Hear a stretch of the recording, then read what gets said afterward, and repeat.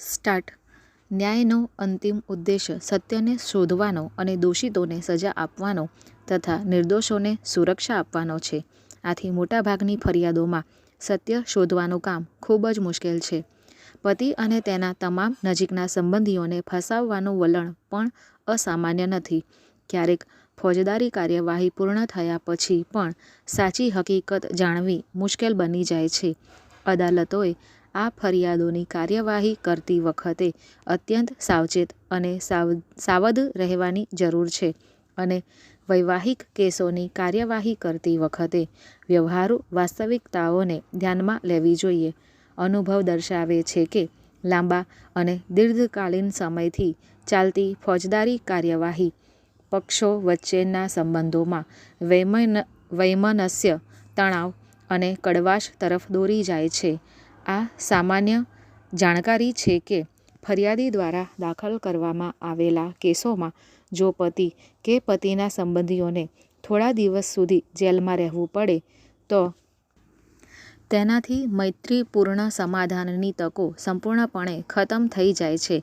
આવી પીડાની પ્રક્રિયા ખૂબ જ લાંબી અને પીડાદાયક છે. પેરેગ્રાફ.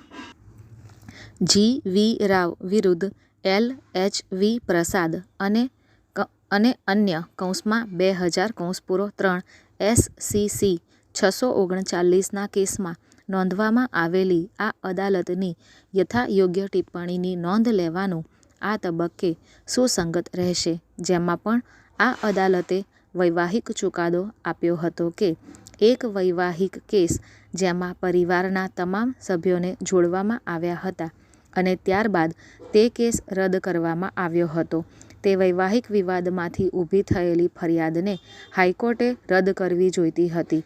ન્યાયમૂર્તિઓએ તેમાં જે નોંધ્યું હતું તેની સાથે અમે સંપૂર્ણપણે સંમત છીએ. પેરેગ્રાફ. કેસની હકીકતો વિશે વાત કરીએ તો તારીખ 1/4/2019ની તારીખની FIRની સામગ્રીના અવલોકન પછી એ જાણવા મળ્યું છે કે અપીલકર્તાઓ સામે સામાન્ય આરોપો મૂકવામાં આવ્યા છે. ફરિયાદીએ આરોપ લગાવ્યો હતો કે તમામ આરોપીઓએ તેને માનસિક ત્રાસ આપ્યો હતો અને ગર્ભપાત કરાવવાની ધમકી આપી હતી. વધુમાં અહીં અપીલકર્તાઓ સામે કોઈ ચોક્કસ અને સ્પષ્ટ આરોપ મૂકવામાં આવ્યા નથી. એટલે કે તેમની સામે કરવામાં આવેલા સામાન્ય આરોપોને આગળ વધારવામાં કોઈ પણ અપીલકર્તાની ચોક્કસ ભૂમિકા જણાવવામાં આવી નથી. આ એક એવી સ્થિતિ તરફ દોરી જાય છે જેમાં દરેક આરોપીએ ગુનાને આગળ વધારવામાં ભજવેલી ભૂમિકાને સુનિશ્ચિત કરવામાં નિષ્ફળ છે. એટલે આ આક્ષેપો સામાન્ય અને સર્વગ્રાહી છે અને વધુમાં એમ કહી શકાય કે આ આરોપ નાના ઝઘડાઓને કારણે લગાવવામાં આવેલ છે.